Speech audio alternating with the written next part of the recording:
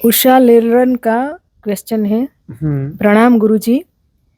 एक दिन में तीनों सूर्य क्रियाएं सुबह दोपहर शाम करनी है या कोई भी क्रिया कभी भी की जा सकती है? कृपया थोड़ा समझाएं। फजीलका से है, उषा लिलर, हम्म पंजाब से। हम्म उषा सिद्ध, ये जो सूर्य क्रिया है इसमें तीनों चरण जरूरी हैं। उसमें गहरे जा रहे हैं तो एक जो सुबह वाली दी हुई है, और दरअसल इसमें अच्छा होगा कि सुबह की थोड़ी धूप भी ली जाए, धूप के संसर्ग में रहा जाए। और वह जो है दिव्य पोषण, सीधा सूर्य से दिव्य पोषण, वो वाली सिद्ध क्रिया जो है दोपहर में होनी चाहिए। और यदि गर्मी का मौसम आए तो फिर उसको क्रमशः सुबह की ओर ले जाना है, जब धूप बहुत तीखी भी ना हो लेकिन बहुत कमजोर भी ना हो। उसमें यह वाला करना पड़ेगा, जो सूर्य क्रिया से सीधा पोषण। और तीसरा, अंधेरा खाओ, वह तो रात में ही होगा, रात में ही होगा, गुप्त अंधकार में होगा। तो कमरा बंद करना है, कहीं से कोई लाइट नहीं आए, गुप्त अंधकार हो, उसमें तीसरी तीनों क्रियाएं जरूरी हैं। और इसमें कुछ समझने योग्य बातें ये हैं कि सूर्य क्रिया के शुरुआती जो दौर रहेगा उसमें बोलना कम करना पड़ेगा, क्योंकि आहार नहीं ले रहे हो तो बोल करके ऊर्जा नहीं गंवानी है। जब खाली बैठे हो, कोई काम नहीं है, तो आंखें कोशिश करो बंद रखो, साधना में चले जाओ। साधना में भाई सूर्य क्रिया साधना नहीं है, लेकिन सूर्य क्रिया के साथ साधना में भी चले जाओ। जो अब समय काफ़ी कुछ बचेगा, भोजन बनाना, भोजन करना, ऐसे बहुत सारी प्रक्रियाओं में समय बचता है। अब परिवार वाले हैं तो भोजन ना खाओ, बनाना तो पड़ेगा ही, लेकिन भोजन खाना, वॉशरूम का टाइम, ये वो सब बचता है। तो ये समय जो बचता है, तो इस समय को जो है साधना में डाइवर्ट करना है।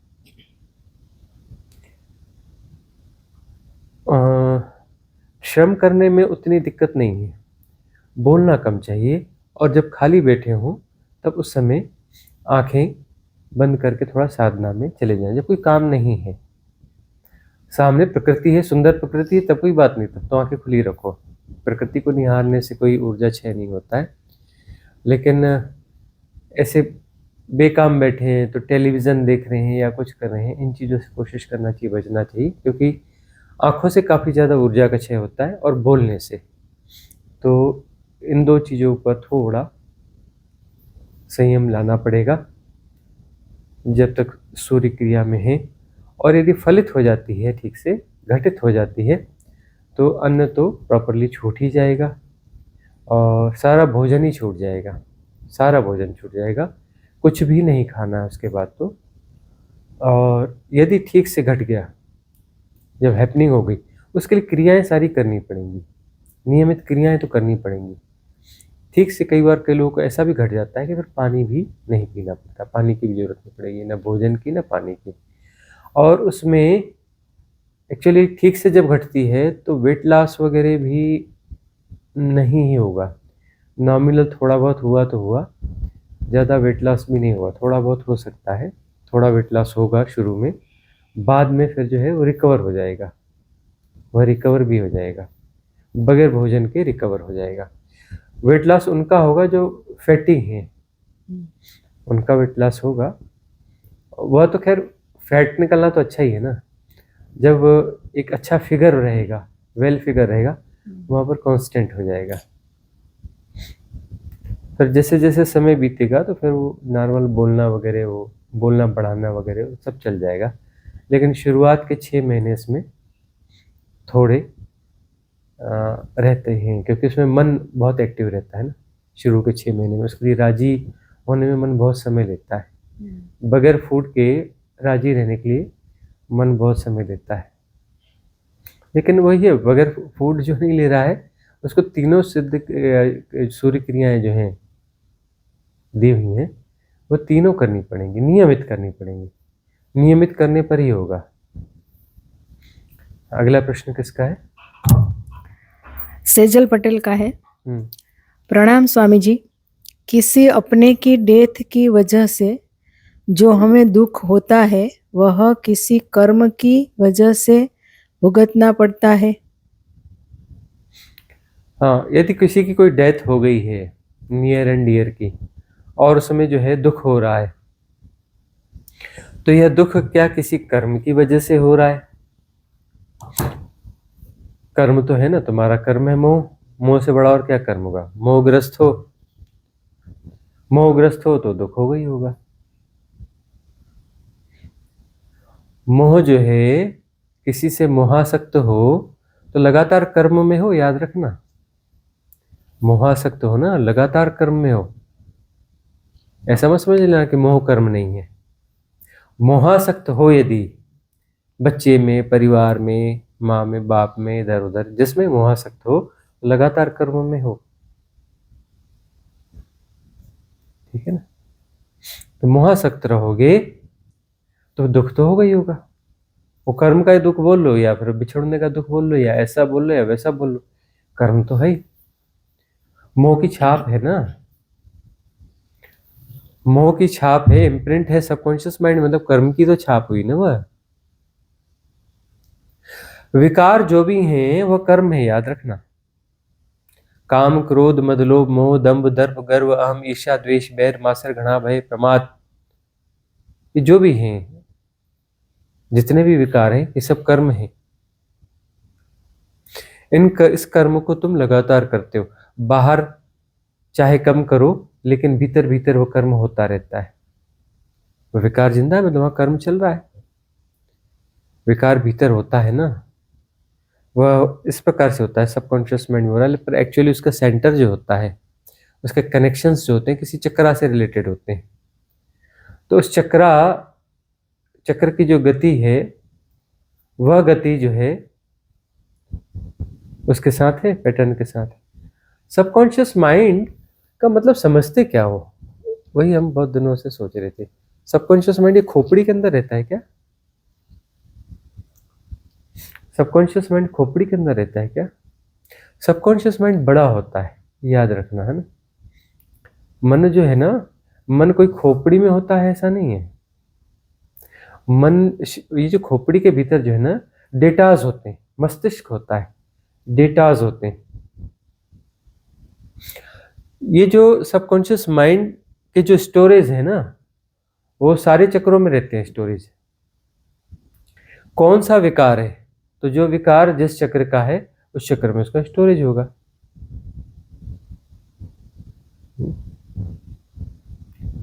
तो ये जो भय, लोभ, मोह, ये वाले विकार जो स्वादिष्ठान के, है ना, स्वादिष्ठान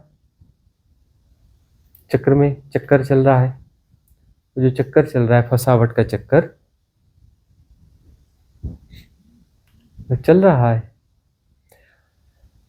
तो चक्र जो है उसको जैसी बाधा पड़ेगी, कोई भी ऐसा चक्र है, उसको जैसी बाधा पड़ेगी तो उसके साथ में दुख भी होगा। मोह तुम्हारा कर्म है, जिससे तुम मोहासक्त हो, उसके बिछुड़ने पर दुख होगा। और दुख जो है मानसिक घटना है। दुख मानसिक घटना है, याद रखना। दुख शरीर को नहीं होता, दुख जो है मानसिक घटना है।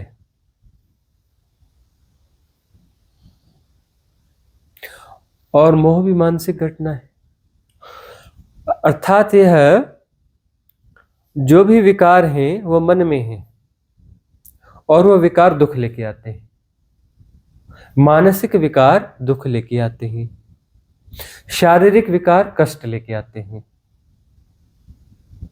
शरीर के रोग हैं, शरीर का कुछ है तो वो कष्ट लेके आएंगे, दुख लेके नहीं आएंगे। और मानसिक विकार जो है दुख लेके आएंगे। ऐसा भी होता है कि शरीर का कोई कष्ट है,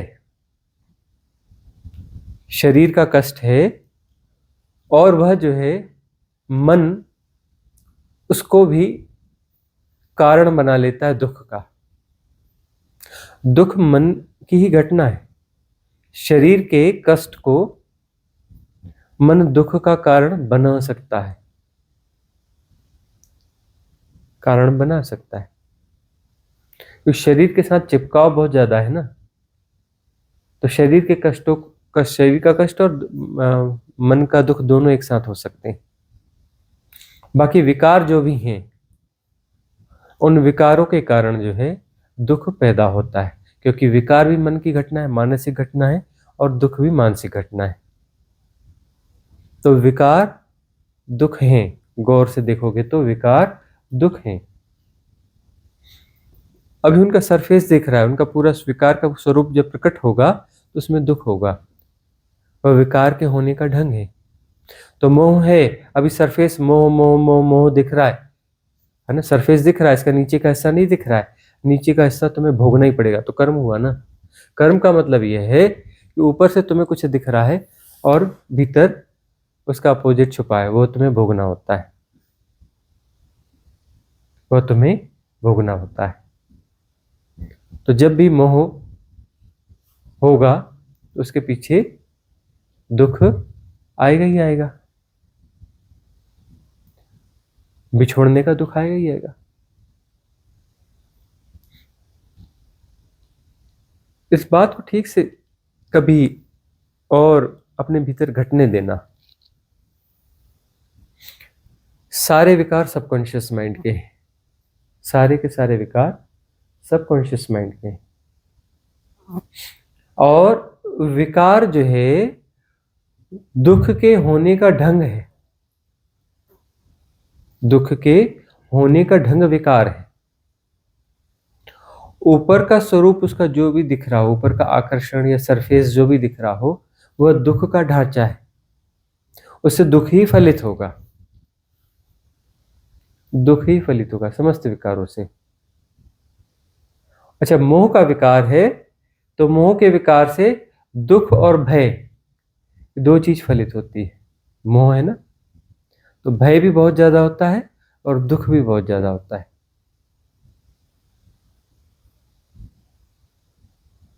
अगला प्रश्न किसका है? कम्युनिटी से ही है? किसी का प्रश्न हो बीच में तो ले सकते लक्ष्मी फ्रॉम ओडिशा। हैं। गुरुजी प्रणाम। मेरा प्रश्न है, व्यस्त दिनचर्या में सांस जब आती जाती है तो सांस भीतर कम समय ठहरता है, सांस के बिना अधिक समय रहना हो जाता है, और ये दिन भर सांसों का क्रम चलता रहता है, कोई जोर जबरदस्ती नहीं होता। मुझे पता भी नहीं चलता, सांस का भीतर और बाहर होने की प्रक्रिया में कम समय होता है, बिना सांस के रहना उससे ज्यादा समय होता है। क्या ये ठीक है? कृपया मार्गदर्शन करें। प्रश्न पूछा है तो थोड़ा सा वो कंफ्यूजिंग इसलिए लग रहा है क्योंकि लक्ष्मी जो है हिंदी भाषी नहीं है, ओडिसी है, उड़ीसा की है। तो कम समय लगता है, हमें ऐसा लग रहा है जैसे वो उथली सांस ले रही है, कम समय लगता है। वो उसका आशय यह है कि वहां जो है श्वास ठहर जाती है, उसका आशय यह है कि श्वास जो है भीतर जा करके ठहर जाती है और बगैर श्वास के भी रहना हो जाता है, मतलब काफी समय तक हाँ, वो जो है कुंभक लग जाता है। और ये दिन की व्यस्त दिनचर्या में होता है, चलता रहता है, कुंभक लगते रहता है और कोई जोर जबरदस्ती नहीं होता। तो अच्छी घटना है। साधना में हो तो पूरी साधना तो जीवन में फैलेगी। कुंभक लगना अच्छी बात है। अभी बीच में कुछ दिक्रियाएं हुई है ना, जिसमें कुंभक लगाया है ना। कुंभक जब भी लगता है वो उस समय असामान्य दशा होती है, क्योंकि जो विचार चल रहा है, मन चल रहा है, बगैर प्राण तत्व के वह नहीं चल सकता। कुंभक लग गया मतलब श्वास थम गई तो उसके बाद फिर विचार नहीं चलते हैं। ठीक है, शुरुआती दौर में होगा, लेकिन धीरे धीरे एक ऐसी अवस्था आ जाएगी कि कुंभक जब लगता है तो फिर विचार नहीं चलते हैं। और मन जो चलता है तो प्राण तत्व को हैक करके ही चलता है ना, जो सबकॉन्शियस माइंड के पैटर्न है, धारणा है, वो तो चलेंगी तब जब वो प्राण तत्व को हैक करे। तो मन ज्यादा चल रहा है तो श्वास चल रही है, लेकिन श्वास सहज नहीं होगी, असहज श्वास होगी, किसी न किसी विकार के साथ आबद्ध होगी। तो जिस विकार के साथ आबद्ध होगी उसकी लय में चल रही होगी, वह विकार की लय में चल रही होगी श्वास। प्राण तत्व की हैकिंग होती है, सहज श्वास नहीं होती। ऐसी श्वास, ऐसा प्राण तत्व वह जो है हैक नहीं है, तो नाभि की परिक्रमा करेगा और धीमी और सहज सांस होगी, नाभि तक जा रही होगी, नाभि से बाहर आ रही होगी, तब हैकिंग नहीं है। तो अच्छा हो रहा है लक्ष्मी, चिंता नहीं लेना और साधना कंटिन्यू रखना। हमारी आशीष, हमारे आशीर्वाद। दूसरा प्रश्न भी लक्ष्मी का ही है। हाँ, गुरुजी, एक और प्रश्न है। आंखें खुली होने से ही शरीर है, लेकिन आंख बंद करो तो एकदम हल्का जैसे महसूस हूँ ही नहीं, ऐसा लगता है मैं हवा हूँ और मैं बह रही हूँ। अपना शरीर पराया सा लगता है। बस आंख बंद करो तो शरीर गायब सा लगता है। शरीर में अपने आप को कैद होना जैसा लगता है। बस सह शरीर में अपने होने का अनुभव होता है। आगे मैं कौन सी विधि करूं, क्या करूं, कृपया मार्गदर्शन करें। लक्ष्मी, तुम्हारे लिए ब्रह्म श्वास की जो विधि है वह काफी कारगर रहेगी। तो ब्रह्म श्वास की विधि का प्रयोग करो और क्षमा याचना मंगल कामना वाली ध्यान विधि तो सबके लिए है ही, उसका प्रयोग तो करते रहना चाहिए। विद्यावस्था की घटती है, विद्यावस्था घटती है साधना की गहराइयों में।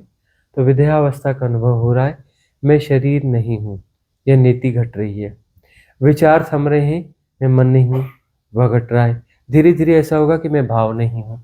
अभी बहुत सारे साधकों के ऐसे प्रश्न आ रहे हैं, वो घबरा रहे हैं कि मुझे जो है डेथ हो गई किसी की, कहीं कुछ हो गया, तो मुझे जो है भाव उठ ही नहीं रहे। बच्चे हैं, ये है वो है, तो उनके प्रति कुछ बहुत ज़्यादा भाव थे, वो भाव नहीं उठ रहे, वो मोह वाले भाव रहे होंगे। बिल्कुल सम रहता है तो उससे उनको थोड़ी चिंता पैदा होती है। अरे तुम सम में हो तो सम में तो उसकी क्या चिंता पैदा करनी, समत तो घट रहा है ना, उसको घटने दो ना, पूरा हो जाने दो ना। जब तक समत पूरा नहीं होगा तब तक बीच बीच में चिंता आएगी। समत तो घटने के बाद चिंता कहाँ आएगी, मतलब समत तो घट रहा है, अभी पूरा नहीं घटा है, इसलिए बीच बीच में चिंता आ रही है। तो समत्व को पूरा घटने दो। और यह अच्छी बात है कि भाव भी नहीं उठेंगे, विचार भी नहीं उठेंगे, है ना। और विद्यावस्था, मैं शरीर नहीं हूँ, मैं मन नहीं हूँ, मैं भाव नहीं हूँ, ये तीन नीतियाँ घट जाएं तो बात बन जाती है। फिर इस पौद्गलिक जगत से, फिजिकल वर्ल्ड से हम बाहर हो जाते हैं, मेटाफिजिकल वर्ल्ड में प्रवेश हो जाता है। अगला प्रश्न किसका है? हाँ, नीरू का। तेजस नहीं, तेजस हाँ। वाघेला का जी का है।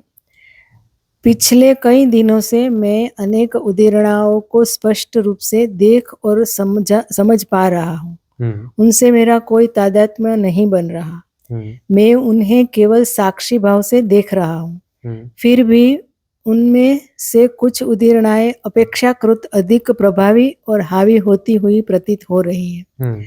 इसी प्रक्रिया में ऐसा अनुभव हो रहा है कि मानो समय मेरे लिए ठहर सा गया हो। समय का प्रवाह अनुभव में नहीं आता। साथ ही अपने भीतर ऊर्जा का अनुभव भी स्पष्ट रूप से नहीं हो पा रहा है। अतः मेरा प्रश्न यह है कि क्या उदाहरणों के भीतर चल रहे इस द्वंद्व के कारण ऊर्जा का अनुभव नहीं होता है, या फिर ऊर्जा के स्पष्ट अनुभव के अभाव में ही उदाहरणाएं अधिक प्रभावी होकर सामने आती रहती है। उदाहरणाएं हो रही है, उद्दीर्णा वैसे भी होती है, साधना से उद्दीर्णा का प्रवाह तेज होता है और साधना में तटस्थता बढ़ानी होती है। तटस्थता बढ़ानी होती है, यही साधना है। तटस्थता हो रही है, तटस्थता घट रही है तो साधना ठीक जा रही है। यह पैरामीटर हमेशा याद रखना। तटस्थता हो रही है तो साधना ठीक हो रही है।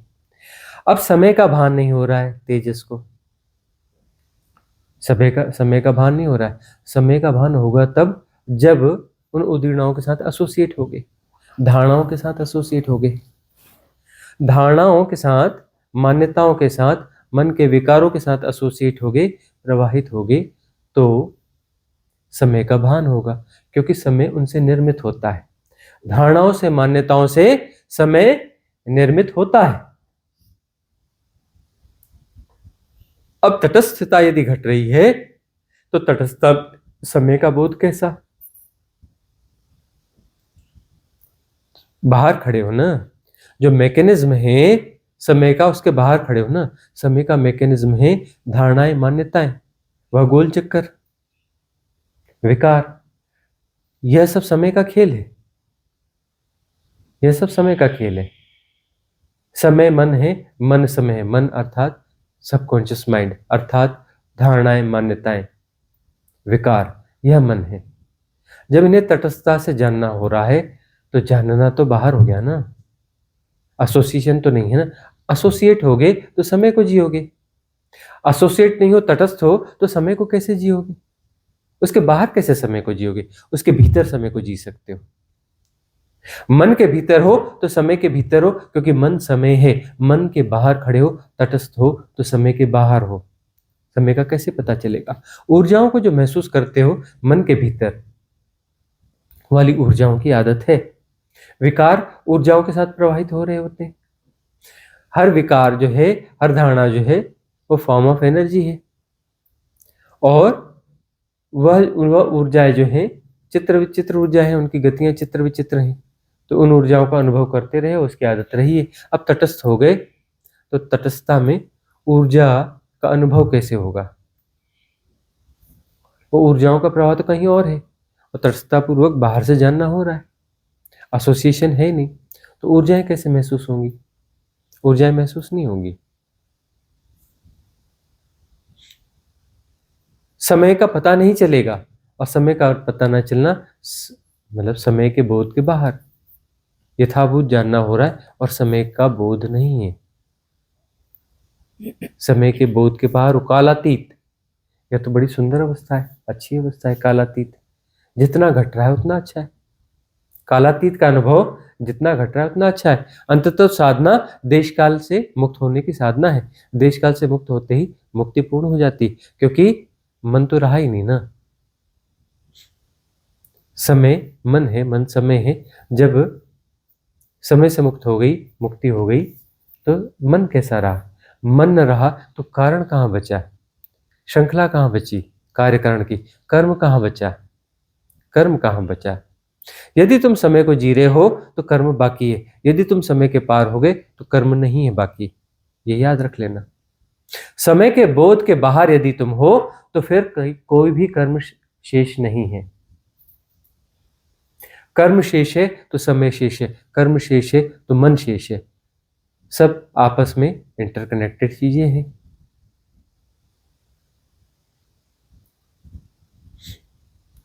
मन के पार छलांग लग गई या समय के पार छलांग लग गई, बात एक ही है।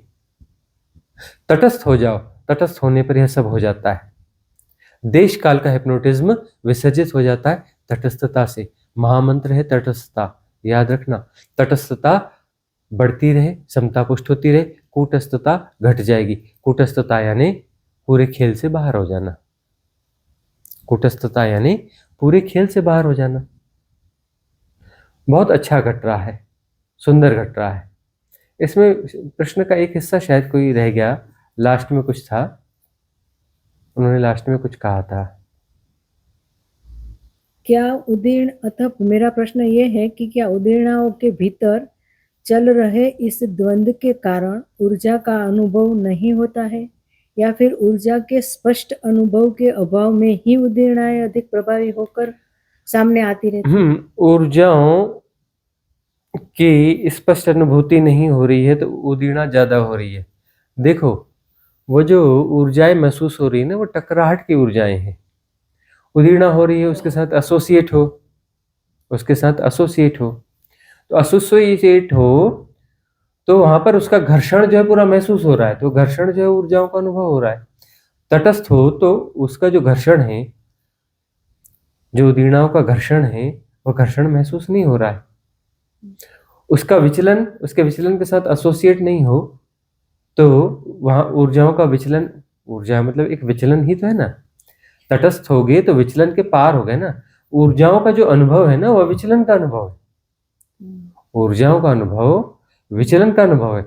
सम्यक तटस्थता जो घटेगी उसमें विचलन न होगा, विचलन न होगा तो ऊर्जाओं का कैसे अनुभव होगा। यहाँ पर जो ऊर्जा है वह कौन सी ऊर्जा है? एक ऊर्जा यह है जो जागतिक ऊर्जा है, और जो तटस्थ है वहां पर पराजागतिक ऊर्जा है, वह प्रवाहमान नहीं है, याद रखना। जो ऊर्जा है वह ठहरती नहीं है, वह जो है प्रवाह है। ठहरी हुई ऊर्जा जैसी कोई चीज नहीं होती। यह नियम जो है फिजिक्स का नियम है, और यह नियम जो है इस जगत का नियम है।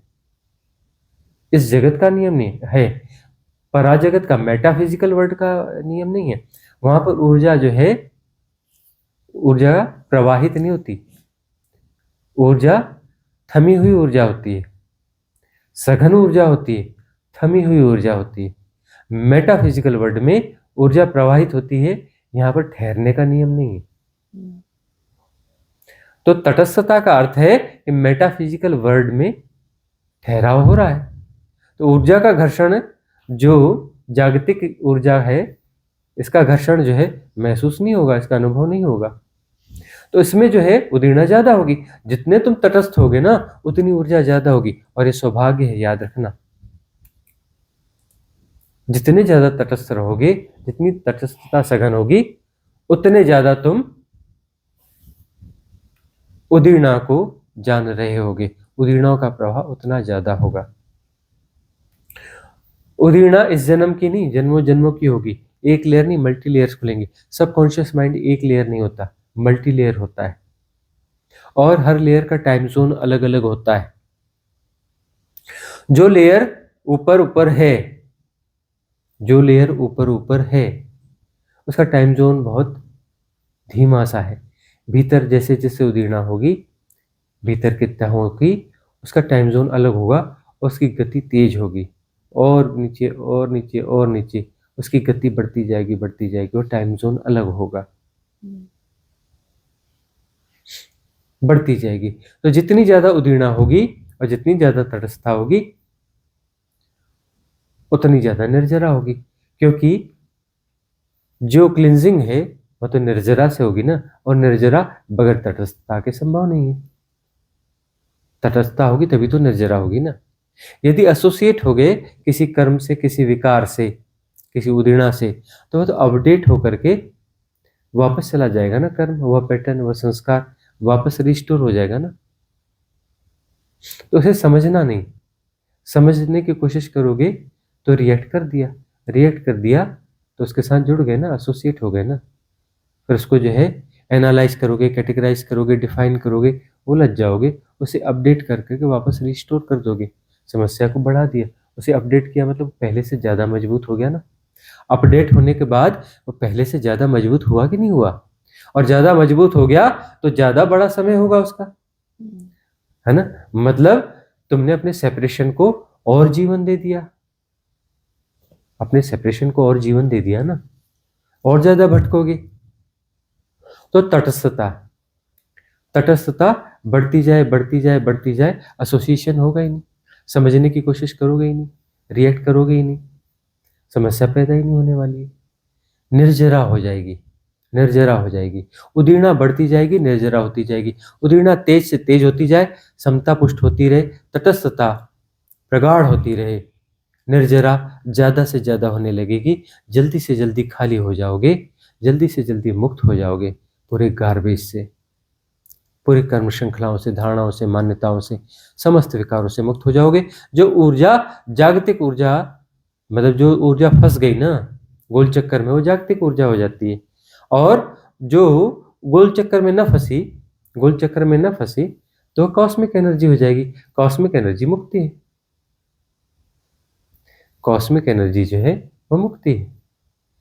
और तुमने उसे कोई फॉर्म दिया, कोई पैटर्न दिया उस ऊर्जा को, तो हर धारणा का अपना आकाश होगा। वो आकाश तुमने निर्मित किए। अब उस आकाश से तुम्हें मुक्ति चाहिए। वो धारणा के आकाश है। धारणा मुक्त होगी तो सब आकाश मुक्त होगा, वो आकाश मुक्त होगा तो धारणा मुक्त होगी। तो क्षुद्राकाश जो है वह मुक्त होंगे, तब जो है महाकाश उपलब्ध होगा। वह मुक्ति है क्षुद्राकाश से, परम मुक्ति तो नहीं है, लेकिन महाकाश की उपलब्धता है। वहां महाकाश की उपलब्धता है। महाकाश एक महाफसावट है, बड़ी फसावट है, क्षुद्र फसावट नहीं है। अंततः तटस्थता का वह यह जो महासूत्र हम दे रहे हैं, इस तटस्थता को आगे तक ले जाना। महाकाश से मुक्त होने के लिए भी आकाश मुक्त, पांचों तत्वों के पार होना है। आकाश तत्व के भी, आकाश तत्व भी अंततः जागतिक है। अरे इस जगत का आकाश ना होगा, किसी और जगत का आकाश होगा। अरे ब्रह्म का आकाश होगा, है ना। तो आकाश तत्व से अंततः मुक्ति चाहिए। उच्च लोक में जाते हो ना, तो पृथ्वी तत्व से तो मुक्त हो जाते हो, जल तत्व से मुक्त हो जाओगे, वायु तत्व से मुक्त हो जाओगे। अग्नि तत्व और आकाश तत्व ये साथ में चलेगा।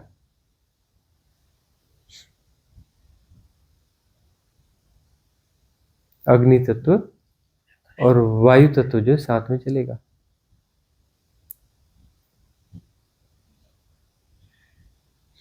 अग्नि तत्व, वायु तत्व और आकाश तत्व, ये तीनों चलेंगे साथ में। वायु बदल जाएगी, वायु बदल जाएगी, लेकिन वायु होगी। स्पंदन जो है, प्राण स्पंदन वहां भी होंगे। जब तक सेपरेशन है ना, प्राण स्पंदन होंगे। तुम्हें आश्चर्य होगा ना, पत्थर भी श्वास लेते हैं, तुम विश्वास न कर पाओगे। विज्ञान समर्थन नहीं करेगा, विज्ञान समर्थन नहीं करेगा। विज्ञान तो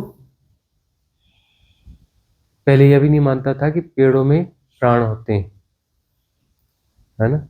और पहले यह भी नहीं मानता था कि पेड़ श्वास लेते हैं। लेकिन धीरे धीरे, क्या नाम था उनका, बसु, जो साइंटिस्ट थे, जगदीश चंद्र बसु, है ना। उन्होंने साबित किया कि पेड़ों में प्राण होते हैं, पेड़ों में संवेदनाएं होती हैं, पेड़ श्वास लेते हैं, पत्थर भी श्वास लेते हैं। अब हम कहेंगे पत्थर भी श्वास लेते हैं, तो वैज्ञानिक कहेंगे कि इसे प्रमाणित करो। हम इन चक्करों में पड़ते नहीं। पत्थर भी श्वास लेते हैं।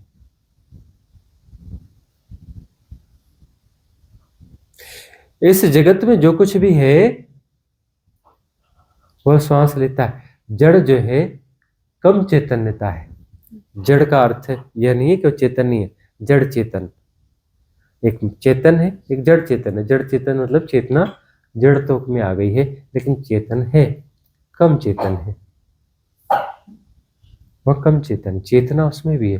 पत्थर भी श्वास लेता है।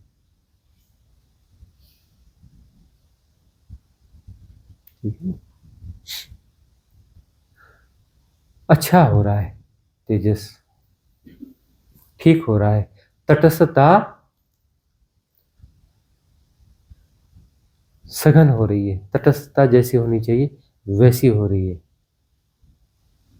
उथली उथली नहीं है तटस्थता।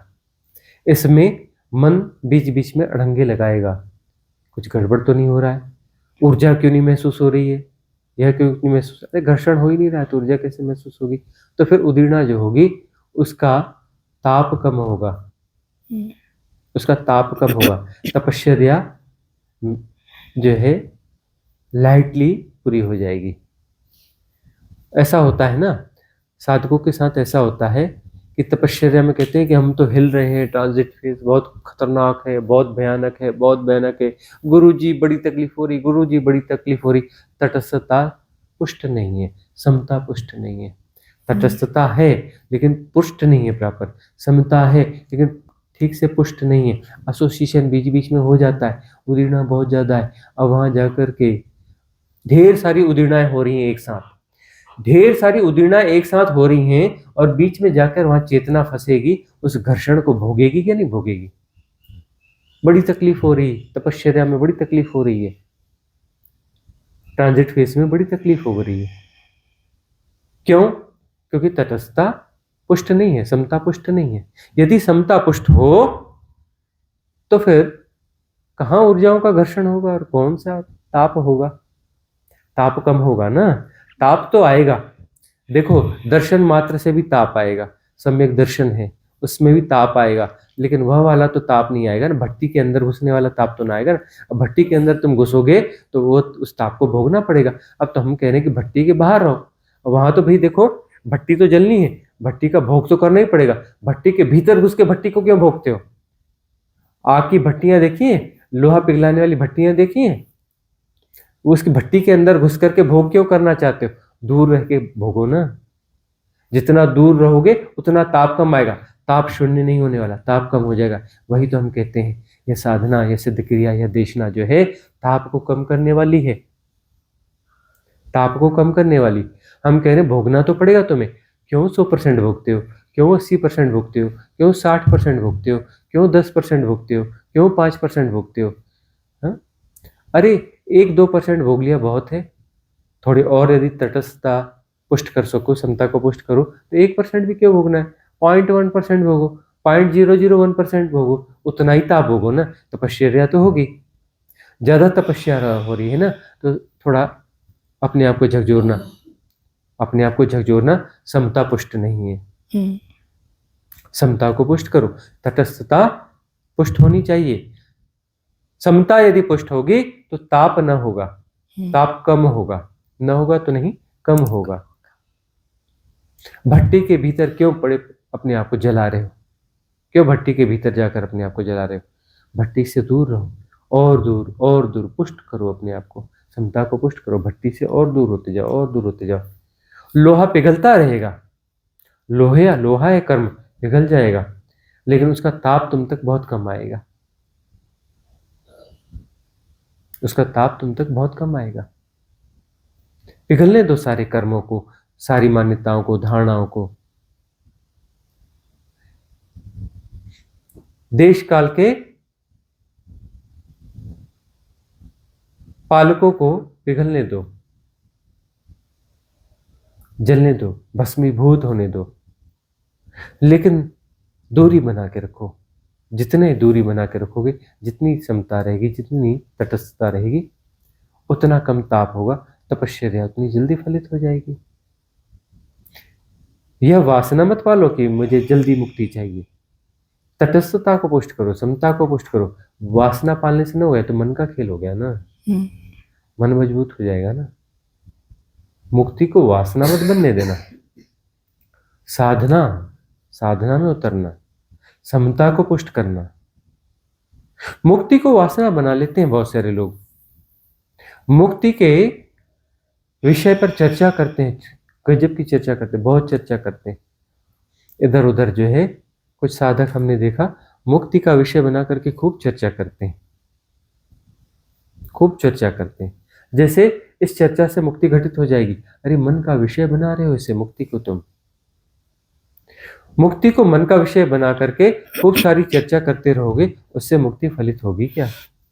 मुक्ति तो साधना से फलित होगी ना, मुक्ति तो समता के पुष्ट होने से फलित होगी। समता पुष्ट होगी तो मुक्ति नहीं आती, समता पुष्ट होगी तो उदीर्णा होती है, उदीर्णा होती है और तपश्चर्या होती है, ताप को सहना होता है, भोगना होता है। निर्जरा होती है, निर्जरा होते होते होते क्लींजिंग पूरी हो जाती है और वह मुक्ति है। मुक्ति अलग से कोई चीज थोड़ी ना है, क्लींजिंग कंप्लीट हो गई तो मुक्ति है। जितनी जितनी क्लींजिंग होती है उतना उतना तुम निर्भर महसूस करते हो, उतना उतना तुम निर्भर महसूस करते हो। क्लींजिंग कंप्लीट हो गई, तुम भारहीन हो जाते हो, तुम भारहीन हो जाते हो। यह जो मन है, यह जो भाव है, यह जो मोह है, यह विकार है, यह भार है, भार। ये सारे कर्म जो हैं ये सब भार हैं, ये कट जाएंगे, तुम भार मुक्त हो जाओगे। हल्का फुल्का भार बचेगा आत्मा का। निर्भार होती है आत्मा, झूठ बात। अल्प भारित होती है, भार उसमें भी है। तटस्थता वहां भी रखना, आत्मा से मुक्त हो जाना, और हल्का और महसूस, और विराट करोगे, विराटता को महसूस करोगे, पंख जैसे हल्के हो जाओगे। और पंख में भी भार होता है, पंख जैसे हल्के हो जाओगे, लेकिन पंख में भी भार होता है। तटस्थता बनाए रखना, तुम ब्रह्माकाश से, ब्रह्म तत्व से भी मुक्त हो जाओगे। वही परम मुक्ति है, वही परम मुक्ति है। स्वामी जी, ये मेरा प्रश्न है कि जो भीतर तरंगे है, बाहर तरंगे है, वो भीतर है, वो भीतर है, वो बाहर है, वो 1 साल से ऐसा कंटिन्यूसली नित्य होता ही रहता है।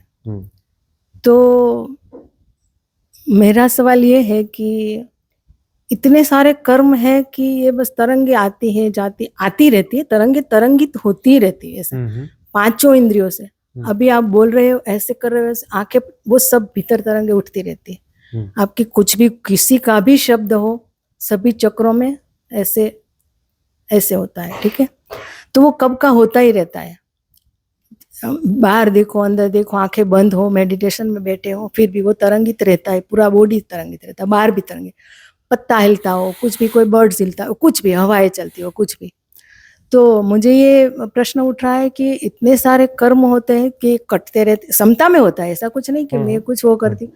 बॉडी बिल्कुल हल्का रहता है, कोई अंदर कोई कुछ सवाल नहीं खड़े होते, कोई प्रतिक्रिया नहीं होती है, वो सब होता ही रहता है, और एकदम फ्री फील भी होता है। तो क्या इतने सारे कर्म होते रहते कि इतने सालों तक वो निर्जरा होती रहती है? कर्म देखो कि कितने कर्म होंगे, बता। तुम 1600 करोड़ साल से हो, तुम्हारी आयु है 1600 करोड़ साल। हाँ। तो इन 1600 करोड़ सालों में तुमने कितने कर्म बटोरे होंगे, है ना। ब्रह्म हुआ 1600 करोड़ साल पहले, ब्रह्म हुआ, तुम हुए थे ना। बोले नहीं, मैं नहीं हुआ था, ब्रह्म हुआ था, मैं तो यह हूं। सेपरेशन को जी रहे हो ना। ब्रह्म के होने के साथ ही तुम्हारा सेपरेशन हुआ है। ब्रह्म घटा है, ब्रह्म पैदा हुआ है, और तुम भी पैदा हुए, ब्रह्म ही है, लेकिन सेपरेशन के साथ ही ब्रह्म जन्मा है, अलग से नहीं जन्मा है। देखो लीला है ना, लीला में ऐसा नहीं होगा पहले ब्रह्म पैदा हुआ फिर उसमें सेपरेशन पैदा हुई, ना ना ना ना ना। लीला का अर्थ है कि सेपरेशन में ही ब्रह्म पैदा हुआ है, तुम एक साथ पैदा हुए ब्रह्म के साथ, तुम हो ब्रह्म ही, लेकिन ब्रह्म ऐसे सेपरेशन के बोध के साथ पैदा हुआ है। सेपरेशन एक बोध है, सेपरेशन होता नहीं है लेकिन बोध है, उसके साथ जो है ब्रह्म हुआ है, तभी ये लीला चल पाएगी, नहीं तो लीला चलेगी भी नहीं। यह लीला है। अब यह लीला जो चल रही है, इसमें जो सेपरेशन है वो सघन होते जा रहा है, सघन होते जा रहा है, सघन होते जा रहा है। पत्थर जो है वह फिजिकल सेपरेशन में है, और जो फिजिकल सेपरेशन है, फिजिकल सेपरेशन है, वह वस्तुतः नहीं है, लेकिन तब भी है। यही तो माया है, और उसका आकाशीय रिकॉर्ड बन रहा है, ठीक है ना, आकाशीय रिकॉर्ड बन रहा है, और वो आकाशीय रिकॉर्ड जो है वह चल रहा है, और वही सेपरेशन जो है फिर आगे बढ़ रहा है।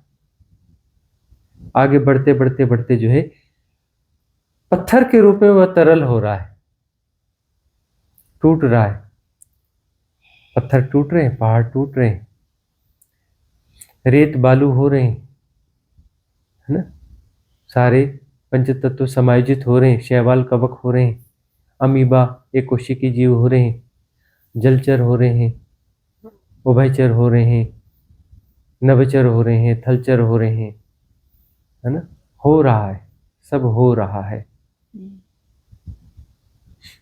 अब वहां पर जो है वह तरलता की ओर जा रहा है, लेकिन सेपरेशन स्ट्रांग हो रहा है। दूसरी बात हो रही है, सेपरेशन का बोध पत्थर का कम है, तुम्हारा ज्यादा है। मनुष्य का सेपरेशन का बोध ज्यादा है, पत्थर का कम है। सेपरेशन का बोध उसका कम है और तुम्हारा बहुत ज्यादा है। तो पत्थर का कम है, पत्थर ठहरा हुआ है, सेपरेशन का बोध कम है, उसका ठहराव ज्यादा दिखता है। भीतर तो तरंगे ही तरंगे हैं, लेकिन उसके बाह्य आकृति में ठहराव जैसा है। भीतर तो तरंगे ही तरंगे हैं, तरंगों के अतिरिक्त कुछ है ही नहीं, तरंगों के अतिरिक्त कुछ है ही नहीं। अब मनुष्य रूप में तुम हो तो दोनों का समायोजन है। यहां पर दोनों का समायोजन है कि वह जो पत्थर है और वह जो बाकी तत्व हैं वह समायोजित होकर इस फॉर्म में है, और यह तुम नहीं हो, यह प्रकृति है। तो प्रकृति की यात्रा एक है, एक प्रकृति की यात्रा है और एक पुरुष की यात्रा है। तो पुरुष यह मत समझना कि वह पुरुष है जो अनंत है, असीम है, निर्गुण है, निराकार है, वह पुरुष है। पुरुष वह ब्रह्म चेतना है। ब्रह्म दो में विभाजित हुआ है ना, ब्रह्म दो में विभाजित हुआ है ना, शुरू में ही विभाजित हुआ है ना। वो तो ब्रह्म विभाजन से ही तो ब्रह्म है ना। अरे ब्रह्म होगा कैसे? विभाजन ही ब्रह्म है, विभाजन ही ब्रह्म है, विभाजन ही ब्रह्म है। ब्रह्म जो है चेतना भी है, जड़ चेतना भी है, तरल चेतना भी है। ब्रह्म जो है तरल चेतना भी है और जड़ चेतना भी है, दोनों है। दो प्रभाव वहां पे चल पड़े हैं और दोनों आपस में गुथते रहते हैं, गुथते रहते हैं। इस गुथने में लीला चलती है, लीला तभी चलती है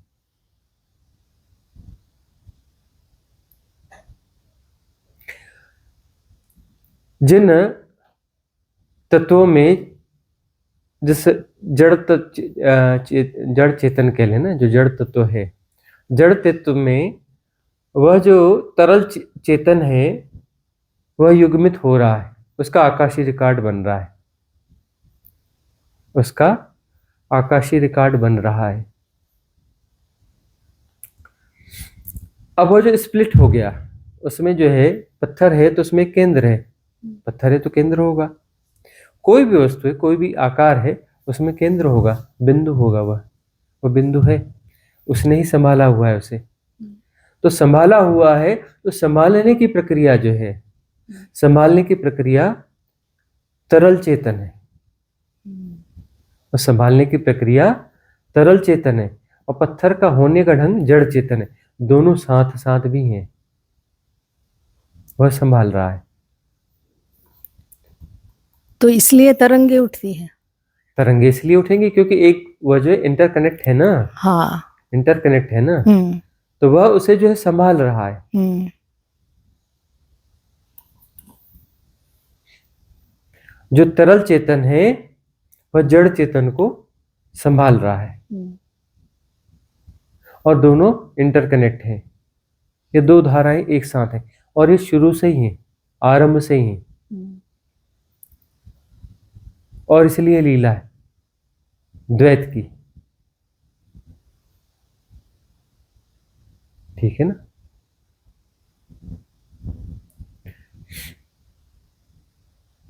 इसमें देखो त्रिआयामी जगत है यह, त्रिआयामी जगत है यह। एक हो गया जड़ चेतन है, अलग अलग ढंग से पकड़ना पड़ेगा। एक जड़ चेतन है, एक तरल चेतन है, और एक इसके पार है जहां से दोनों आते हैं, उसे कुछ भी कह दो, परम तत्व कह दो, है ना। कहने वालों से परम चैतन्य कह देंगे। परम चैतन्य कहना ठीक नहीं है। कह भी सकते हैं परम चैतन्य, ठीक है, परम चैतन्य कह दो उसे, या उसे परम ब्रह्म कह लो, उसे परम ब्रह्म कह लो, मतलब इस ब्रह्म के पार है वह। ऐसा ब्रह्म में वह भी गुथा हुआ है जो परम ब्रह्म है। अब इस हिसाब से हम परम चैतन्य कहेंगे तो वो ब्रह्म की चेतना के पार की बात होगी, वह गुथा हुआ है। इस प्रकार से त्रिआयामी होगा। जहां से उद्भूत हुआ, ब्रह्म का जन्म हुआ, जहां से उद्भूत हुआ, वह निसृत बिंदु, वह निसृत बिंदु क्रिएट होगा ना भाई। डायमेंशन में प्रवेश करेगा तो बिंदु निसृत बिंदु होगा ना। परम ब्रह्म त्रिआयामी जगत में सन्नद्ध होगा, तो सन्नद्ध होगा तो वहाँ बिंदु क्रिएट होगा ना, निसृत बिंदु होगा ना। और वह निसृत बिंदु उसके साथ गुथा होगा, उसके साथ मतलब उस ब्रह्म के साथ गुथा होगा। एक कोई ब्रह्म है, उसके साथ बस एक तार निकला होगा नहीं है, वह हर कण के साथ गुथा होगा, हर कण के साथ गुथा होगा, हर क्षण गुथा होगा। और इस प्रकार से त्रिआयामी जगत होगा। देखो परम ब्रह्म जो है उसके निसृत बिंदु तो सब जगह होंगे, पूरे 64 आयामों में होंगे, पूरे 64 आयामों में होंगे। और वहां पर जितनी भी एंटिटीज हैं हर के साथ वह निसृत बिंदु गुथा होगा, जहां से आकाश पैदा होता है। उस निसृत बिंदु से आकाश पैदा होगा,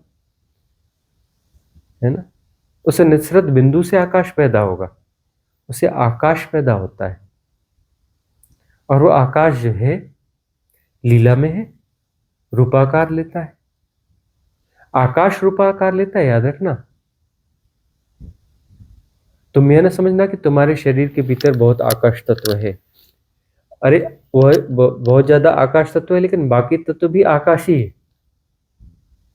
आकाश तत्व ज्यादा है, ये बात सही है। तुम जितने भी हो उसमें 90% से ज्यादा आकाश है तुम्हारे भीतर, पोलापन है। ऐसा दिखता नहीं है लेकिन है ऐसा ही।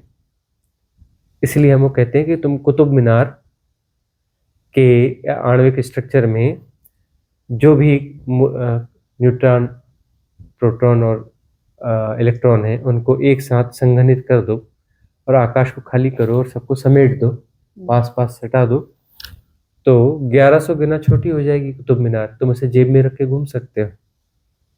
कुतुब मीनार को तुम जेब में रख के घूम सकते हो, इतनी छोटी हो जाएगी। तो तुम्हारे शरीर का भी यही हाल है। यहाँ जो कुछ भी है शायद शरीर में तो ज्यादा होगा, तो पत्थर का है तो उसमें आकाश तत्व में गैप कम होगा। तुम्हारे इसमें तो आकाश तत्व और ज्यादा होगा, शायद 95-96% हो, है ना। आकाश तत्व ज्यादा होता है ना जिस फूड में, वह जो है ज्यादा परिपूर्ण होता है। ये जो है ना, ऐसा कहते हैं ना, केला और दूध ले लो तो संपूर्ण आहार है। केले में 96% जो है पानी होता है, पता है। 96% जो है पानी होता है। पानी मतलब ज्यादा आकाश। उसमें तरलता क्यों है? उसमें आकाशता ज्यादा है। उसमें वायु में आकाश तत्व और ज्यादा है, वायु में आकाश तत्व और ज्यादा है, उससे थोड़ा कम पानी में, है ना, उससे थोड़ा कम इसमें, ठीक है। तो जड़ और चेतन, ये द्वंद्व जो है आरंभ में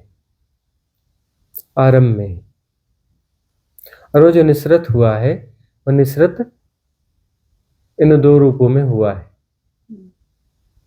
परम ब्रह्म जो निसृत हुआ है इन दो रूपों में हुआ है और इसमें गुथता जा रहा है और त्रिआयामी जगत है।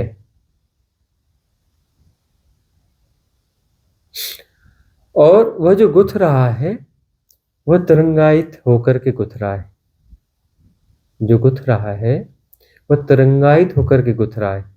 अब जो गुथा हुआ है उस गुथने में जो रूपाकार है, उस रूपाकार की मोहाशक्ति से यह संसार दिख रहा है, संसार की भ्रांति हो रही है। भीतर उतरोगे तो मूल तत्व तक पहुंचोगे, मूल तरंगों तक पहुंचोगे ना, तो तरंगे जो है दिख रही हैं, तरंगे दिख रही हैं, तरंगे दिख रही हैं। अब ये तरंगे वापस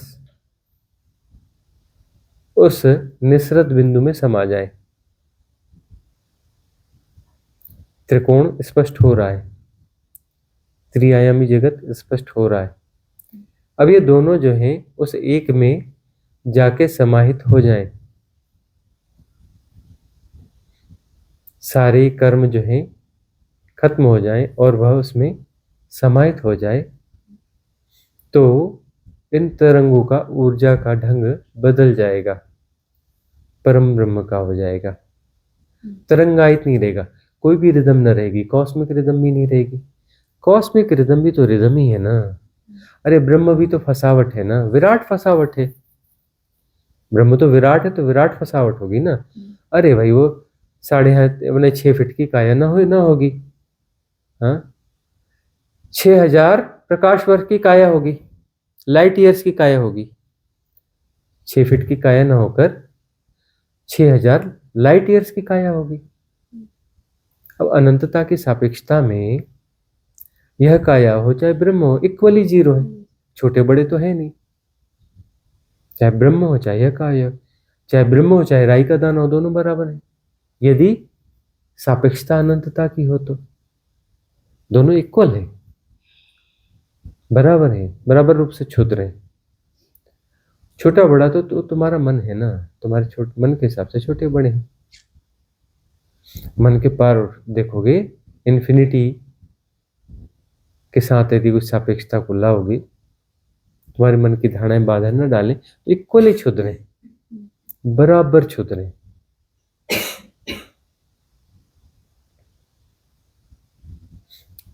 तो ये समस्त जो तरंगे हैं वापस समायोजित हो जाएं उस निसरत बिंदु में, तो ब्रह्म के पार हो जाओगे। तटस्थता वहां भी बनाए रखना। परम ब्रह्म भी महालीला है, महारास है।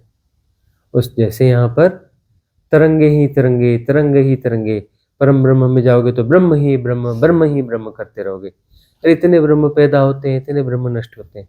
यहाँ पर इतनी तरंगे पैदा होती हैं, इतनी तरंगे नष्ट होती हैं। ब्रह्म के भीतर का खेल खेल रहे हो तुम। तो यह तरंगे कुछ ना कुछ सृजित कर रही है ना, कोई रूपाकार ले रही है ना, तो वह छोटे छोटे ब्रह्म है ना। ये छोटी छोटी धारणाएं, ये वो सब क्या छोटे छोटे ब्रह्म है। ये सब छोटे छोटे ब्रह्म है, इनके सबसे छोटे छोटे आकाश है, क्षुद्र आकाश है। परम ब्रह्म में जाओगे, परम ब्रह्म में ब्रह्म के पार खड़े होकर देखोगे, तो अभी तुम जैसे कहते हो तरंगे ही तरंगे, तरंगे ही तरंगे, वहां कहोगे ब्रह्म ही ब्रह्म, ब्रह्म ही ब्रह्म, ब्रह्म ही ब्रह्म। अनंत ब्रह्म प्रतिक्षण पैदा होते हैं, अनंत ब्रह्म प्रतिक्षण नष्ट होते हैं। अभी तुम कहते हो तरंगे प्रतिक्षण पैदा होती है, प्रतिक्षण नष्ट होती है, इधर पैदा होती है, इधर नष्ट होती है। क्या बोलते हैं बुद्धिस्ट को? बुद्धिस्ट के लिए कुछ शब्द बोलते हैं ना, सभ्य लोको तरंगितो। नहीं, सभ्य लोको तरंगितो नहीं, तरंगे पैदा होती है और नष्ट होती हैं, अनित्य अनित्य है, लेकिन इसको कुछ बोलते हैं, निर्जरा उदिना। हाँ कभी होगा तो हम बताएंगे, जब भी ख्याल आएगा तो हम बताएंगे, है ना। वह जो पैदा होता है और नष्ट होता है, पैदा होता है और नष्ट होता है, पैदा होता है नष्ट होता है। नहीं, कभी होगा तो हम बताएंगे, जब भी होगा तो बताएंगे, है ना। इनका उदय होता है, अस्त होता है, उदय होता है, अस्त होता है, उदय होता है, अस्त होता है। तो तरंगे पैदा होती है, नष्ट होती है, पैदा होती है, नष्ट होती है, उदयास्त होता रहता है इनका। ऐसे ही परम ब्रह्म में पहुंचोगे तो ब्रह्म का उदयास होता रहता है। ब्रह्म ही ब्रह्म है, ब्रह्म ही ब्रह्म है। पैदा उदय होते हैं, नष्ट होते हैं, प्रकंपित होते हैं, उदय होते हैं, नष्ट होते हैं, उदय होते हैं, नष्ट होते हैं। ठीक है ना। वहाँ का टाइम जोन अलग होगा, वहाँ का हिप्नोटिज्म अलग होगा, और वह परम ब्रह्म जो है परम लीला है, उसके पार लीला नहीं है, उसके पार लीला नहीं है, लीला बस वहीं तक की है। उसके बाद है परम मुक्ति, उसके बाद है शिव तत्व, उसके बाद है निर्वाती अनंतता, आकाश नहीं, वहां आकाश खत्म हो जाएगा। परम ब्रह्म का भी अपना आकाश है। देखो, आकाश के भीतर आकाश, आकाश के भीतर आकाश, आकाश के भीतर आकाश, ये वाला खेल है। यह सारा खेल जो है ना, आकाश के भीतर आकाश का है। ठीक है ना? कोई भी आकार होगा तो वह आकाश को पैदा करेगा। कोई भी आकार सर्जित हो रहा है तो आकाश को पैदा करके सर्जित होगा। और इस प्रकार से ब्रह्म विस्तारित हो रहा है। ब्रह्म कैसे विस्तारित हो रहा है भाई? आकाश, ब्रह्म का मतलब क्या है? ब्रह्म का अर्थ क्या है? The expanding universe. और यूनिवर्स फैल रहा है तो ये आकाश पैदा करेगा तभी तो फैलेगा ना भाई। निर्वाती अनंतता में कोई भी चीज यदि घटेगी तो अपना आकाश लेके घटेगी ना। उसको विस्तारित होना है तो अपना आकाश पैदा करना होगा, तभी तो विस्तारित होगी ना। वो संकुचित होगी तो आकाश जो है वो संकुचित होकर शून्य हो जाएगा। जन्म तो आकाश का होता है, मृत्यु आकाश की होती है ना। जन्म आकाश का होता है, मृत्यु आकाश की होती है। इसके बीच में जो है सब लीला है, खेल है। बाकी सब लीला खेल है, वो आकाश की लीला है। सारी लीला आकाश की लीला है। ठीक है ना?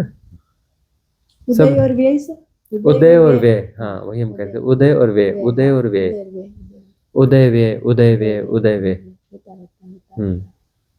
तरंगों का उदय व्यय होता रहता है। ऐसे ब्रह्म के भी उदय व्यय, उदय व्यय, उदय व्यय होता है। ब्रह्म क्या है? थोड़ी महातरंग है। और क्या है? ये छोटी तरंग है, वो महातरंग है। महातरंग इस हिसाब से है ना, हम जो जिस हिप्नोटिज्म को जी रहे हैं, छोटेपन को जी रहे हैं, क्षुद्रता को जी रहे हैं, तो वो उस हिसाब से महातरंग है। परम ब्रह्म में वो कहाँ की महातरंग है? महातरंग है ब्रह्म। परम ब्रह्म में कोई ब्रह्म महातरंग है? क्षुद्र तरंगे हैं। अनंत ब्रह्म हो रहे हैं, अनंत ब्रह्म उदय हो रहे हैं, व्यय हो रहे हैं। अनंत ब्रह्म उदय हो रहे हैं, व्यय हो रहे हैं, अनंत। कोई ऐसा नहीं कि 100 करोड़, 1000 करोड़, लाख करोड़, ऐसी कोई क्षुद्र संख्या की बात नहीं हो रही है। इसी क्षुद्र संख्या की बात नहीं हो रही।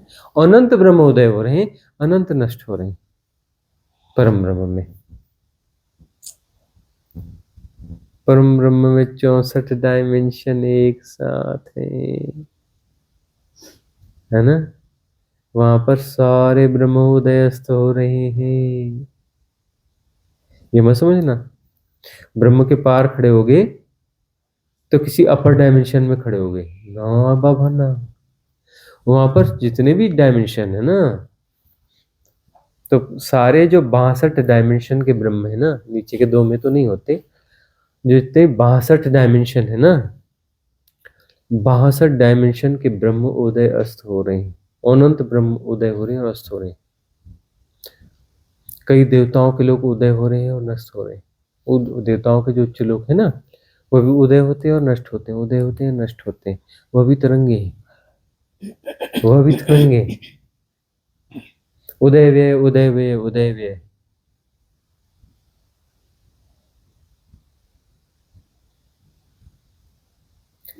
तो अभी क्षुद्र तरंगे दिखना चालू हो गई हैं। ठीक है, यह तरंगे समायोजित हो जाएंगे उस निसृत बिंदु में। उस निसृत बिंदु जो है द्वार है पार होने का। भाई वहीं से पैदा हुए थे तो वहीं से वापस जाओगे ना, वापस वहीं से जाओगे ना, तो निसृत बिंदु से ही प्रवेश करोगे। तो फिर यह जो तरंगे ही तरंगे हैं, यह एक तरंग हो जाएगी।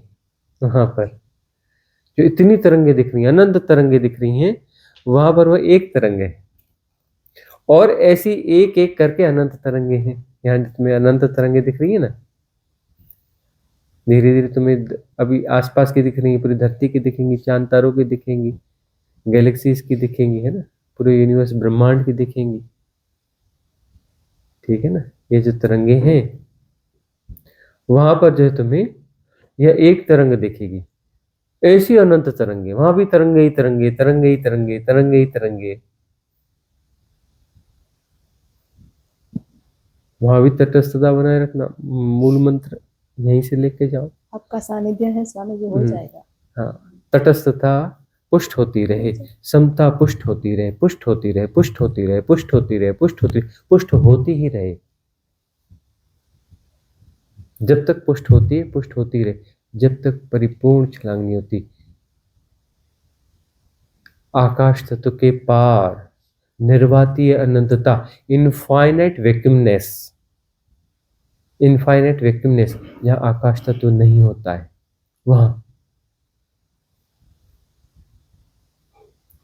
तब बात बनेगी।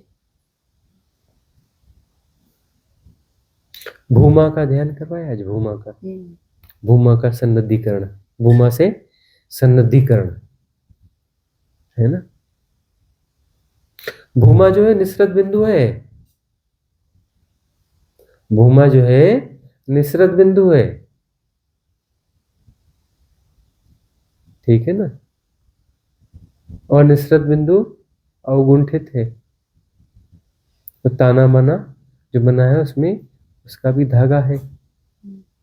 हाँ, आपने शुरू किया उससे, आप आए नहीं थे, मैं हम आंखें बंद करके बैठे थे, तब जो आपने स्टार्टिंग करा ना कि जो यहाँ से बिंदु, यहाँ से वहां तक वो स्टार्ट हो गया था, फिर बाद में आपने जो पूरा कराया वो किया, तो वो पहले से होने लगा है सब।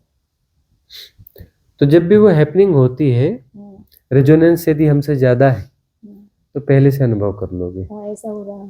हाँ, यदि रेजोनेंस हमसे प्रॉपर है तो जो घटना घटने वाली है, जो कुछ होने वाला है, वो पहले से ही अनुभव कर लोगे, क्योंकि आयोजनकर्ता आ चुके रहते हैं।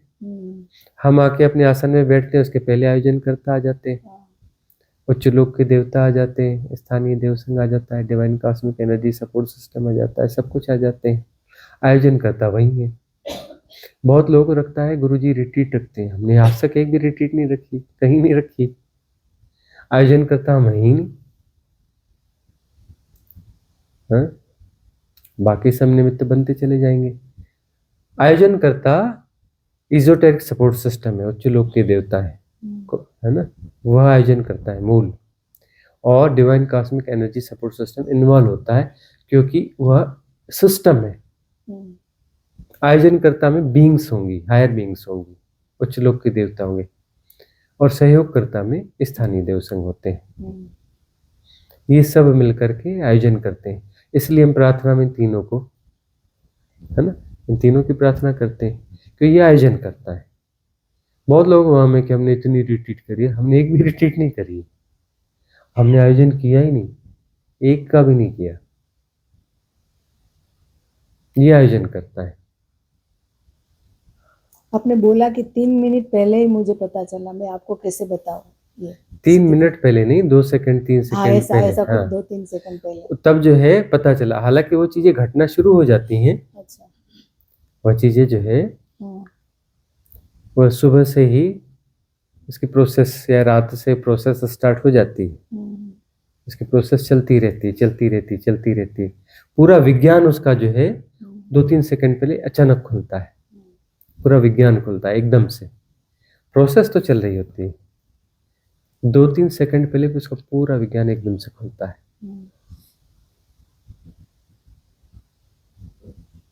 भूमा के बारे में और थोड़ा सा डिटेल एक्सप्लेन कीजिए। भूमा के बारे में चर्चा होती रहती है ना। देखो, भूमा जो है, हम जिस आंतरिक केंद्र को जानते हो, जहां पर भी, वैसे देखोगे तो इस तरीके से भी समझो कि जो है एक बड़े अलग ढंग से इसको समझाने की कोशिश करते हैं, ठीक है ना। मैं केंद्र की तरह है, भ्रांत केंद्र है ना। वह बहुत सारी चीजें जो निकल रही हैं, बहुत सारी चीजें निकल रही हैं, बहुत सारी चीजें निकल रही हैं, मैं से, मैं ऐसा, मैं यह, मैं फलाना, मैं ठिकाना, मैं यह, वह, हजार आलम्बन है, लेकिन हजार आलम्बनों का केंद्र मैं है, ऊर्जात्मक है, और वो केंद्र है। आलम्बन है तो किसी बिंदु को संभाले हुए हैं। तो इन आलम्बनों की भूमा जो है वह मैं है, और यह मैं जो है भीतर को जाएगा, भीतर को जाएगा, ठीक है ना। यह हम की तरफ जाएगा, हम की तरफ जाएगा, मैं के बाद हम की तरफ जाएगा, तो फिर एक भूमा बनेगी, बड़े ग्रुप कॉन्शियसनेस में जाएगा, और उसका कोई केंद्र होगा तो वह उसकी भूमा होगी। फिर और विस्तार होते जाएगा, होते जाएगा, होते जाएगा, ठीक है ना, और बड़ा और बड़ा और बड़ा। वो केंद्र जो है भीतर शिफ्ट होता जाएगा, भीतर शिफ्ट होता जाएगा, बड़ा स्पान होगा और उसका केंद्र बदल जाएगा तो भूमा हो जाएगी। भाई अभी यह है तो अब बड़ा स्पान होगा तो उसका केंद्र कहीं और शिफ्ट होगा ना, तो जो केंद्र जहां पे भी शिफ्ट होगा वो भूमा होती जाएगी, वो भूमा होती जाएगी, भूमा होती जाएगी, ये भूमा बढ़ती जाएगी, बढ़ती जाएगी। आकाश जो है, धारणा का आकाश है, उसके बीच में कोई केंद्र होगा, वो भूमा है, उस धारणा की भूमा वो केंद्र है। धारणा विसर्जित होगी तो चित्ताकाश हो गया ना, चित्त घटेगा ना, भाई चित्त ऊर्जा मुक्त हो गई, ऊर्जा मुक्त हो गई तो अब चित्ताकाश बचा ना, तो उस केंद्र, वह केंद्र जो है वो कहाँ जाएगा, उस चित्ताकाश के केंद्र में जाके समाहित होगा ना, वह भूमा हो गई ना। और भूमा में संलयन होना है, संलयन जो है भूमा में होना है, ठीक है ना। तो कोई भी ऐसे पैटर्न डिजॉल्व होंगे तो उसका केंद्र जाकर कहीं तो समायोजित होगा ना। भाई केंद्र एक्चुअली नहीं है ऐसा थोड़ी ना होता है, कोई बिंदु तो क्रिएट हुआ है ना, कोई बिंदु तो क्रिएट हुआ है ना, और बिंदु मार्ग है, वो नहीं होना मार्ग है। बिंदु नहीं होता है लेकिन प्रेशर में है, प्रेशर में है, और बिंदु नहीं होता तो नहीं होना ही तो मार्ग है ना, वह जाके समाहित होगा ना, वो वैक्यूम है ना, नहीं होना वैक्यूम है ना। अरे नहीं होना वैक्यूम है ना, तो वैक्यूम कहाँ जाएगा, वैक्यूम अपनी पूर्वावस्था की ओर जाएगा कि नहीं जाएगा, तो फिर अगला जो केंद्र है वो उसकी पूर्वावस्था हुई ना, उसमें जाके वह बिंदु समाहित होगा ना। और जैसी वह अगली बड़ी सराउंडिंग जो है वह विध्वस्त होगी, उसका आकाश विध्वस्त होगा तो अगले महाकाश में जाएगा ना, तो अगले महाकाश का बिंदु होगा ना। तो वह जो नहीं है, वह जो केंद्र जो नहीं है होगा तो वैक्यूम क्रिएट होगा ना, वो वैक्यूम जो है उसमें जाएगा ना, समाहित होगा ना, उसमें समाहित होगा ना। ऐसे ही तो पीछे पीछे पीछे पीछे जाएगा ना, वह जाएगा, जाते जाएगा, जाते जाएगा, जाते जाएगा, जाते भूमा भूमा हो रही है ना, भूमा हो रही है ना, मतलब केंद्रीकरण हो रहा है ना, बैक इंटीग्रेशन, केंद्रीकरण हो रहा है ना। वह केंद्रीकरण होते होते होते होते निस्रत बिंदु है ना, देखो वह जो उस बिंदु में जा रहा है उसी बिंदु से वह आया था, जो क्षुद्राकाश है महाकाश से ही आया था, उसी बिंदु से होकर आया था ना, वह उस बिंदु से ही सन्नद्ध है ना। अरे वो कैसा भी बिंदु हो भाई, वो किसी ने कहीं से ताकत तो पा रहा है ना, कहाँ से ताकत पा रहा है, कहाँ से पोषण पा रहा है, बिंदु है, उसमें दबाव है, उसमें है ना, उसमें क्रियमाणता है, क्रियमाणता कहीं से सन्नद्ध तो होगी ना। अरे शून्य से ही तो सब सन्नद्ध होता है ना, वो क्रियमाणता, वो बिंदु जो शून्य है, शून्य से ही तो निस्सृत हो रहा है ना वो आकाश। ये आकाश आएगा कहाँ से, आकाश कहाँ से आएगा, बिंदु से आएगा ना। वो बिंदु जो है क्रियमाणता का बिंदु है ना, मतलब शून्य है ना, और शून्य है तभी तो आकाश को पैदा करेगा ना। कोई दूसरा कैसे पैदा कर सकता है आकाश को, शून्य ही पैदा कर सकता है ना, कोई और आकाश को पैदा कर सकता है, संभव है? अरे शून्य ही पैदा कर सकता है, आकाश सदा शून्य से ही पैदा होगा, निर्वाती अनंतता से ही पैदा होगा, इसलिए वो मार्ग है, याद रखना, वो बिंदु मार्ग है। बिंदु नहीं होता नहीं होता नहीं होता नहीं होता ही तो उसकी गुणवत्ता है, उसकी क्वालिटी है, उसकी परिपूर्णता है, वो नहीं होता है वही तो उसकी क्वालिटी है। और जो है आकाश होता है और बीच में बिंदु नहीं होता है, इसलिए तो उसने आकाश को संभाला हुआ है, उस नहीं होता है वाले बिंदु ने ही तो इसको पैदा किया है। अरे नहीं होता है वही तो वाहिका है ना, वही तो वाहिका है जहां से जुड़ा हुआ है, क्या जुड़ा हुआ है, निर्वाती अनंतता, वही इनफाइनाइट वैक्यूमनेस, वहीं से तो जुड़ा हुआ है ना, निर्वाती अनंतता वहीं से तो जुड़ी हुई है ना, वहीं से तो 0101 होता है ना। आकाश को सर्वाइवल के लिए, आकाश के सर्वाइवल के लिए 01 चाहिए कि नहीं, आकाश एक है, आकाश एक है, किसी शून्य से निसृत हुआ है ना, शून्य न संभालेगा तो एक होगा कैसे? 0 1 0 1 0 1 0 1 है ना। स्पंदन तो होगा ना, बगैर स्पंदन के आकाश कैसे होगा? स्पंदन के बगैर आकाश हो सकता है? अरे आकाश स्पंदन है, शून्य से निसृत स्पंदन है। 0 1 0 1 0 1 केंद्र उसमें होगा, और केंद्र नहीं है, नहीं है से ये पैदा होता है। नहीं है मतलब शून्य है, वही मूल तत्व है। उसको तत्व कहना ठीक नहीं है, मूल तत्व कह रहे हैं। भाषा बड़ी कमजोर भाषा है, बड़ी कमजोर भाषा है, बात बनती नहीं इस भाषा से। वो तत्व है ही नहीं, वह निर्वाती अनंतता।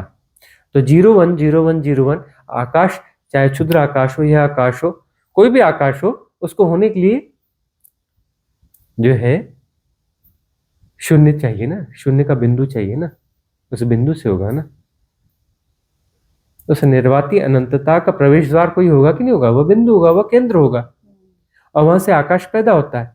अब यह जो क्षुद्राकाश विसर्जित होगा तो वह बिंदु बैक इंटीग्रेशन, वह जाकर के शिफ्ट हो जाएगा महाकाश के बिंदु में। अब हम ब्रह्मास्मि का मतलब क्या होगा कि भाई वो मेरा जो क्षुद्र बिंदु था, मैं, मेरा आत्मा, यह विसर्जित हुई, विसर्जित होते होते ब्रह्म का बिंदु और वह बिंदु एक हो गया, तभी तो हम ब्रह्मास्मि हुआ ना। कैसे हम ब्रह्मास्मि होगा? भाई क्षुद्र आकाश महाकाश में संलयित हुआ।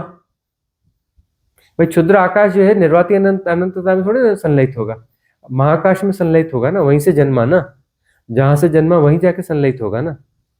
तो यह बिंदु भी वहीं जैसे जाके सन्नद्ध ना होगा, भूमा ना हुई उसके लिए, यह उसकी भूमा हुई ना।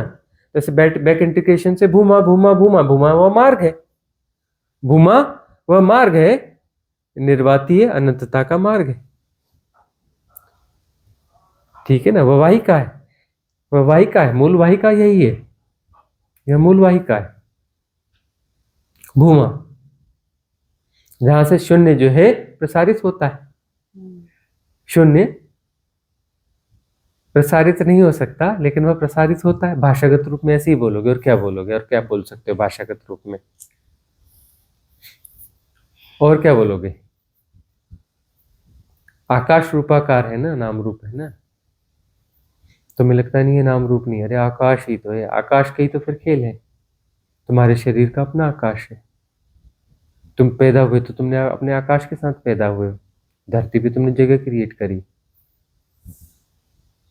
धरती में स्पेस क्रिएट किया ना तुमने।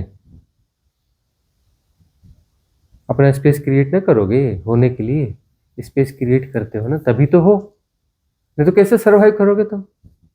अरे स्पेस क्रिएट किया, अपना आकाश क्रिएट किया है ना,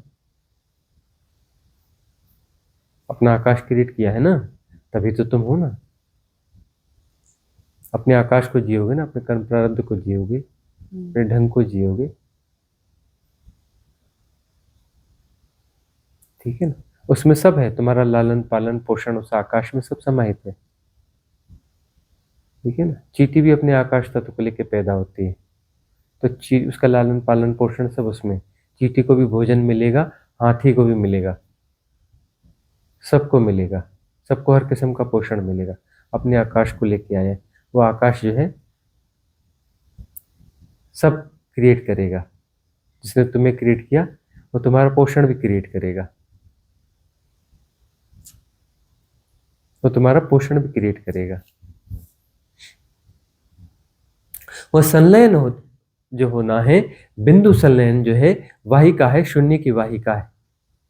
वह शून्य वाहिका जो भूमा है, वह भूमा है। अंततः समस्त आकाश विसर्जित हो जाएंगे। वह जो महाकाश है, परम ब्रह्म का आकाश है, उसके निसृत बिंदु से तुम प्रवेश पाओगे और निर्वाती अनंतता हो जाएगी। यह भूमा है, यह भूमा है। भूमा कोई किसी एक जगह पर कोई भूमा है वह ऐसा नहीं है।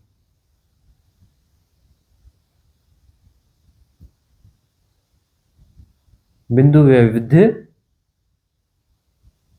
बिंदु संकुचन में मूल बिंदु से जाकर प्रवेश द्वार को खोज पाता है और उस प्रवेश द्वार से शून्य हो जाता है, शून्य हो रहा है, वह भूमा है। वह भूमा है।